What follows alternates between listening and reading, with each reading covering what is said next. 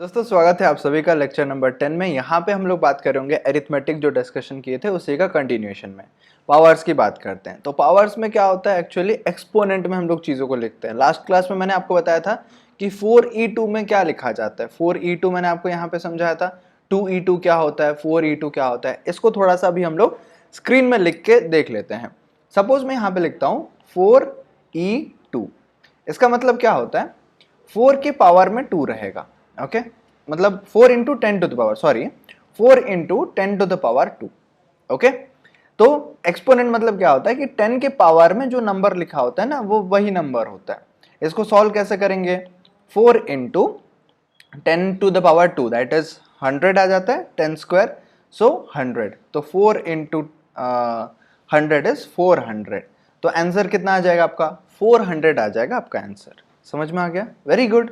चलो आगे हम लोग बात करते हैं कि और एक्सपोनेंट में कैसे लिखा जा सकता है। ये तो e के पावर में हो गया, इंटू 10 टू द पावर में हो गया। जो आज का हमारा डिस्कशन है वो नॉर्मल पावर्स के ऊपर है। तो नॉर्मल पावर्स कैसे लिखा जाता है, पेज ऐड कर लेता हूँ। यहाँ पे 2 टू द पावर 3 लिखना है सपोज। तो ये नंबर को हम लोग कैसे लिख रहे होंगे, तो उसके लिए हमें सिंपल लिखना है 2 फिर 2 बार multiply double star 3। Simple 2 star 3 में क्या आ जाएगा, 2 इंटू 3 दैट इज आंसर 6 आ जाएगा। बट 2 डबल स्टार 3 में क्या आएगा, 2 के पावर में 3 आ जाएगा। ये वाला कॉन्सेप्ट आ जाएगा 2 डबल स्टार 3 में। आंसर कितना आता है, 2 क्यूब, यानी कि 2 को 3 बार मल्टीप्लाई करना है। 2 into 2 into 2 that is equals to 2 into 2 into 2। तो ये कैसे लिखेंगे हम लोग, इसका आंसर आ जाएगा 8। 2 इंटू 2 4, 4 इंटू 2 8। ओके समझ में आ गया आपको पावर्स का कॉन्सेप्ट, आंसर 8 आ जाएगा। इसको पाइथन में अभी हमने करके देखा। तो यहाँ पे हम लोग देखते हैं 2 डबल स्टार 3। तो 2 डबल स्टार 3 में क्या आंसर आ रहा है, 8 आ रहा है। तो 8 हम लोग परफेक्ट आंसर है। अब रूट निकालने के लिए 0.5 लिख सकते हो, ये मैंने आपको एक लाइव क्लास में बताया था। तो इसको कैसे करेंगे, रूट का मतलब क्या होता है, देखो यहाँ पे सपोज 4 का हमें रूट निकालना है। 4 का रूट कितना होता है, आंसर 2 होता है, ये आपको भी पता है। बट ये जो रूट वाला सीन है ना, तो ये रूट वाले को हम लोग लिख सकते हैं कि 4 के पावर में हाफ, दिस इज ऑल्सो 2। अब ये जो हाफ है ना बेटा, हाफ का मतलब क्या होता है, 0.5 ही होता है। अब ये 0.5 को हम लोग लिख लेंगे कि 4 के पावर में 0.5, इसका आंसर होता है 2। अब something to the power something, a to the power b। Power हमने देखा कि 2 के पावर 3 में अगर हमें कुछ चीज लिखना है, a to the power b लिखना है, तो a डबल स्टार b हमें लिखना पड़ेगा। सेम उसी तरीके से यहां पे अगर लिखना है 4 के पावर में 0.5, तो 4 डबल स्टार 0.5। तो यहां से क्या आ जाएगा बेटा, यहां से आ जाएगा रूट। ओके तो रूट कैसे निकलता है पता चल गया। पाइथन में सेम यहाँ पे वही तरीका है, 4 डबल स्टार 5। 4 डबल स्टार 5 को अगर रन करते हैं तो 0.5। और एक चीज मैं आपको बताता हूँ, कोई दूसरा नंबर लेते हैं, सपोज 81 का रूट हमें निकालना है। 81 का रूट कितना है आपको पता है, आंसर आ जाएगा 9 आ जाना चाहिए, 9.0 डेसिमल में हम लोग कर रहे हैं। तो यहाँ पे हम लोग चेंज करके देखते हैं, 4 की जगह पे 81 लिखा हमने, रन करा, और रन करने से ही 9.0 आ गया। ओके जो भी आप नंबर लोगे, सपोज 64 लेते हैं, 8 आ जाना चाहिए, तो 64 में 8 आ जा रहा है। इसको वापस जो 4 था 4 पे करके छोड़ देता है। अब बात करते हैं order of operations followed in Python. BODMAS rule आप सभी को पता है, bracket of multiplication, BOD, division, multiplication, addition, subtraction. तो इसको थोड़ा सा हम लोग समझते हैं, ठीक है। तो बॉडमास रूल में BODMAS। तो बॉडमास रूल कैसे काम करता है, पहले ब्रैकेट को चेक करेगा, फिर ऑफ लिखा होगा ऑफ चेक करेगा, डी में डिवीजन, फिर मल्टीप्लिकेशन, एडिशन और सब्सट्रैक्शन। सो हमारे एक एक्सप्रेशन गिवन है 2 प्लस 10 स्टार 10 प्लस 3। यहाँ पे ना कोई ब्रैकेट है ना कुछ है, डायरेक्टली ये नंबर दिखा गया है। तो सबसे पहले हम ये रूल के हिसाब से देखेंगे, ब्रैकेट कुछ है क्या, नहीं है। ऑफ कुछ है क्या, नहीं है। डिवीजन कुछ है क्या, नहीं है। मल्टीप्लिकेशन है, तो मल्टीप्लिकेशन हम लोग पहले कर लेंगे। तो ये जो मल्टीप्लिकेशन है वो पहले हो जाएगा। तो 2 प्लस 10 इंटू 10 कितना होता है, 100 होता है, और फिर प्लस 3। फिर क्या है, एडिशन है, हाँ एडिशन है हमारे पास। अगर एडिशन है तो एडिशन कर लो, इस तरफ से भी एडिशन हो जाएगा, इस तरफ से भी एडिशन हो जाएगा। तो ऐसे एडिशन करके अगर आप देख लोगे तो 2 प्लस 100 प्लस 3 कितना हो जाता है, 105। तो आंसर आ जाना चाहिए 105। कोड पे देखते हैं, यहाँ पे भी बिल्कुल वही आंसर आया है 2 प्लस 10 मल्टीप्लाई 10 प्लस 3, तो पहले मल्टीप्लाई हो गया फिर एडिशन हो गया, आंसर निकल गया 105। बट अगर कोई स्पेसिफिक ऑर्डर हमें देना है कि हाँ पहले आप इसको करो फिर आप उसको करो फिर आप उसको करो, ऐसे स्टेप बाय स्टेप देना है, तो आपको ब्रैकेट स्पेसिफाई करना पड़ेगा। नंबर्स सेम है, देखो यहाँ पे 2 है 10 है 10 है और 3 है, यहाँ पे भी 2 है 10 है 10 है और 3 है, प्लस मल्टीप्लाई प्लस है, यहाँ पे भी प्लस मल्टीप्लाई प्लस है, बट यहाँ पे जो फैक्टर आ गया वो आ गया प्लस, सॉरी ब्रैकेट। तो ब्रैकेट देने से क्या फर्क पड़ता है, यहाँ पे हम लोग सॉल्व कर लेते हैं। सेम लिखा हुआ है 2 प्लस 10 स्टार 10 प्लस 3, तो ब्रैकेट हमने दे दिया पहले दो को और दूसरे दो को। जैसे हम लोग ब्रैकेट देते हैं इसको सॉल्व करते हैं, सो ये वाला पहले सॉल्व होके आ जाएगा 2 प्लस 10 दैट इज 12 और 10 प्लस 3 दैट इज 13, फिर ये दोनों का मल्टीप्लाई हो जाएगा 12 इंटू 13। 12 इंटू 13 कितना होता है 156 होना चाहिए ना, हम लोग स्क्रीन पे करके देख लेते हैं 156, और सॉरी 12 इंटू 13, 12 इंटू 13 156 होता है, तो ये आंसर आ जाएगा 156। ओके, हमारे पास कैलकुलेटर भी है ना, एक कैलकुलेटर ये वाला है, मैं आपको ओपन करके दिखाता हूँ। यहाँ पे 12 इंटू 13, 12 इंटू 13 156, आंसर आ गया। So 156 is the answer to this problem. Got it, समझ में आ गया, ऑर्डर पता चल गया, एक्सपोनेंट कैसे निकालते हैं, रूट कैसे निकालते हैं पता चल गया। Very good, give it a thumbs up. आगे बात करते हैं वेरिएबल असाइनमेंट के बारे में। वेरिएबल असाइनमेंट कैसा होता है ना, यहाँ पे कोई पर्टिकुलर आपको डेटा टाइप लिखना नहीं पड़ता। पाइथन जो है वो ऑटोमेटिक डेटा टाइप ले लेता है, जो वैल्यू आप असाइन करोगे वो वेरिएबल उसी टाइप का बन जाएगा। अगर आपने सी प्लस प्लस जावा वगैरह कर रखा है प्रोग्राम, या फिर एटलीस्ट कुछ भी आइडिया है सी प्रोग्रामिंग का, आपको पता होगा कि वहाँ पे हम लोग इंट ए लिखते थे, इंट बी या फिर फ्लोट सी, ऐसा करके वेरिएबल पहले डिक्लेयर करते थे फिर जाके स्टोर करते थे। बट पाइथन में वो सब करने का कोई ज़रूरत नहीं है। क्यों ज़रूरत नहीं है सर? क्योंकि पाइथन ऑटोमेटिक कर लेता है वो चीज़। कैसे करते हैं, लेट्स सी।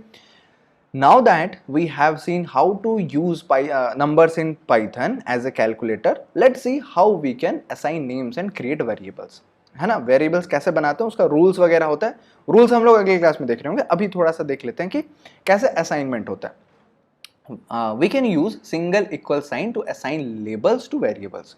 देखो पाइथन में असाइनमेंट कैसे होता है ना, यहाँ पे आपको थोड़ा सा पहले समझा देता हूँ। सपोज मैंने लिखा a इक्वल्स टू 5 यहाँ पे लिखा हुआ है, तो a इक्वल्स टू 5 कैसे काम करेगा ना, जो राइट साइड का वैल्यू है वो आके असाइन होता है लेफ्ट साइड वाले वैल्यू में। ये जो सिंगल ऑपरेटर का काम है ना, सिंगल इक्वल टू का, ये काम करता है असाइनमेंट का। असाइन कर लेता है वैल्यू, राइट साइड का जो वैल्यू होगा वो लाके लेफ्ट साइड के वैल्यू में असाइन कर देगा। तो जो 5 है वो आके एक a नाम का डिब्बा बन जाएगा और वहां पे आके वो स्टोर हो जाएगा। ठीक है, समझ में आ गया, अच्छा फील हो रहा है, very good. So let's create an object called a and assign it to number 5, assign it the number 5। तो a इक्वल्स टू 5 हम लोग जैसे करेंगे, a क्या है हमारा इंटीजर है, तो a का जो डेटा टाइप बनेगा ना वो इंटीजर टाइप का बनेगा। ठीक है, चेक कर लेते हैं टाइप ऑफ a। तो टाइप ऑफ a हम लोग अगर प्रिंट कर रहे हैं, हाँ अगेन यहाँ पे सेम प्रॉब्लम, अगर आपका प्रिंट नहीं हो रहा है तो आपको प्रिंट के अंदर ये चीज को लिखना पड़ेगा, सेम आंसर आएगा, क्लास इंट आ जाएगा। ठीक है, टाइप ऑफ ए मैंने लिखा इंट, तो ए का जो डेटा टाइप है ना वो इंटीजर टाइप बन गया। इंटीजर मतलब क्या है आप समझते हो, very good. Now if I call a in my Python script, Python will treat as a number 5, number 5 आ जाएगा। सपोज a प्लस ए करता हूं मैं, तो a का वैल्यू 5 था और दूसरा a लाके मैं a के साथ जोड़ रहा हूं, तो 5 प्लस 5। और इसको अगर मैं स्टोर करना चाहूं और एक तीसरे वेरिएबल में, सपोज दूसरे वेरिएबल में, मुझे सिंपल लिखना पड़ेगा b equals to a plus a. तो b का वैल्यू कितना हो जाएगा, a प्लस ए मतलब 10 हो जाएगा, 5 प्लस 5 10 हो जाएगा। रन करते हैं, ओके हमने प्रिंट नहीं करा, अभी प्रिंट करते हैं। तो b को मैं प्रिंट कर दिया, तो b करूंगा तो 10 आ जाएगा। अगर आपका नहीं आ रहा है तो क्या करना है, प्रिंट के अंदर b को लिख लेना है। मोबाइल में भी अगर आप कर रहे हो ये चीज कर सकते हो। तो प्रिंट का वैल्यू क्या हो गया, सॉरी b का वैल्यू क्या हो गया 5 प्लस 5, क्योंकि a का वैल्यू हमने यहाँ पे 5 दे रखा था। चलो जो चेंजेस मैंने करा इसको मैं मिटा देता हूँ, फिलहाल हमें ये चेंजेस चाहिए नहीं है। तो a प्लस ए करके हमने प्रिंट किया था, 10 आ गया। Okay, what happens on reassignment, अगर मैं दोबारा चेंज करूँ a का वैल्यू तो क्या हो जाएगा, will Python let us right it over, क्या हमें पाइथन अलाउ करेगा इस चीज को दोबारा चेंज करने के लिए? जी हाँ, बिल्कुल अलाउ करेगा। a का वैल्यू आपने पहले 5 लिया था, अच्छा ये टाइप ऑफ a को भी हटा देते हैं। Okay, so a equals to 10 हमने करा हुआ है। तो 10 हमने जैसे करा कैसे हो जाएगा, यहाँ पे थोड़ा सा लॉजिकली यहाँ पे सोचते हैं। सबसे पहले मैंने यहाँ पे एक a नाम का वेरिएबल डिक्लेयर किया, मतलब एक कंटेनर जहाँ पे स्टोर होगा। कंटेनर मान लो यहाँ पे 5 आ गया है, तो 5 मैं जहाँ पे भी यूज करूंगा ना, अभी a का वैल्यू 5 ही रहेगा, बट जब मैं रीअसाइनमेंट करता हूँ उसका वैल्यू चेंज हो जाएगा, तो 5 का वैल्यू कट हो जाएगा और यहाँ पे ओवरराइट हो जाएगा जो न्यू वैल्यू है। 10 मैंने दिया था तो 10 आके रह जाएगा। समझ पा रहे हो? Got it? Very good. तो अभी हम लोग चेक करते हैं। चेक करने के लिए ये देखो कमेंट यूज करना बहुत जरूरी है, तो आपको पता चल जाएगा कौन सा चीज किस चीज के लिए लिखा गया है, क्या काम है उसका, कैसे यूज करते हैं, वो सभी चीज वहां से आपको पता चल जाएगा। तो ए मैंने लिखा, तो ए लिखने से जो 10 लिखा हुआ है ना वो 10 आ गया यहाँ पे। ओके, ए का वैल्यू चेंज हो गया। अभी मैं अगर बी के जगह पे ए प्लस ए करता हूं तो क्या वैल्यू चेंज हो जाएगा? बिल्कुल चेंज हो जाएगा बेटा। b इक्वल्स टू मैं करता हूं, a को मैं कमेंट कर देता हूं, ठीक है, b equals to a plus a करता हूं, है ना, a प्लस ए जैसे ही करूंगा, अब b हमें प्रिंट करना है तो b लिख लेता हूं। तो ओके, अच्छा इसको रन नहीं करा मैंने, रन करता हूं, इसको मैं रन करता हूं, तो क्या आ गया वैल्यू हमारा? a का वैल्यू न्यू वैल्यू 10 है, तो 10 प्लस 10, 10 प्लस 10 कितना हो जाएगा? 20 हो जाएगा। तो 20 बी का वैल्यू प्रिंट हो गया। अगर प्रिंट करना है आप डायरेक्टली इसको प्रिंट कर सकते हो। चलो इतना छेड़खानी अभी नहीं करते हैं, जैसा था वैसा कर लेते हैं। ये हमारा ए का वैल्यू 10 था, ए का वैल्यू 10 प्रिंट हो गया। अब yes, Python allows you to write over assigned variable names. We can also use the variables themselves when doing the reassignment. जैसे a मैंने लिखा, अब a को ही मैं रिप्लेस करना चाहता हूं, मतलब a पे जो वैल्यू था ना उसको मैं हटाना चाहता हूं और नया वैल्यू मैं डालना चाहता हूं। कैसे काम करता है? चलो आपको कंफ्यूजिंग लग रहा होगा, कोई बात नहीं, आपको मैं यहाँ पे लिख के समझा देता हूँ तो कॉन्सेप्ट और अच्छे से क्लियर हो जाएगा। ठीक है, सपोज ये सब चीज मैं मिटा देता हूँ या फिर नीचे चलते हैं हम लोग। यहाँ पे मैं लिख के बताता हूँ। सबसे पहले a नाम का एक वेरिएबल था जिसमें 5 स्टोर हुआ था। अब मैं क्या चाहता हूँ कि a वही रहे, मतलब नाम वही रहे और उसमें a प्लस ए हो जाए। तो जो ये पहला वाला a है इसमें क्या आ जाएगा? 5 आ जाएगा। दूसरा वाला a है इसमें भी 5 आ जाएगा। ये दोनों ऐड हो जाएंगे, ये दोनों जैसे ऐड हो जाएंगे वैल्यू हो जाएगा कितना? 10 हो जाएगा और ये 10 जाके असाइन हो जाएगा वापस a में। तो a में जो 5 वैल्यू था वो कट हो जाएगा और नया वैल्यू जो है 10, वो 10 वैल्यू यहाँ पे आ जाएगा। समझ में आया? बहुत अच्छे से मैंने आपको समझा दिया एग्जाम्पल देके कि 5 और 5 हमने ऐड करा और उसको मैंने रिप्लेस करा। अब जैसे एक स्टेप में रिप्लेस हो गया था, अब नया वैल्यू क्या हो गया? तो a इक्वल्स टू अगर मैं कहीं पे भी लिखूंगा a का नया वैल्यू 10 हो गया। अब रीअसाइनमेंट भी करके आप a का वैल्यू चेंज कर सकते हो, हमारा 10 हो गया। नेक्स्ट स्टेप ये है कि सपोज इसको मैं दोबारा करता हूं, a equals to a plus a करता हूं। अभी कौन सा आएगा? 5 आएगा या 10 आएगा? ऑब्वियसली 10 आएगा क्योंकि रिसेंट जो वैल्यू है वो अभी 10 है। तो ये 10 का वैल्यू यहाँ पे आ जाएगा, यहाँ पे भी आ जाएगा। सो 10 प्लस 10 हो जाएगा, आंसर आ जाएगा 20 और ये 20 असाइनमेंट हो रहा है यहाँ पे, तो 20 आ जाएगा यहाँ पे। ठीक है, समझ में आ गया? बहुत एकदम मस्त सा चीज है, यहाँ पे आप देख सकते हो। चेकिंग यहाँ पे हो गया। अब वेरिएबल नेमिंग का बहुत सारा रूल्स होता है कि आप ऐसा नेम नहीं दे सकते, वैसा नहीं दे सकते, ऐसे एरर आ जाएगा, रेस्ट्रिक्शंस है, इसको यूज कर सकते हो, कुछ रूल्स है।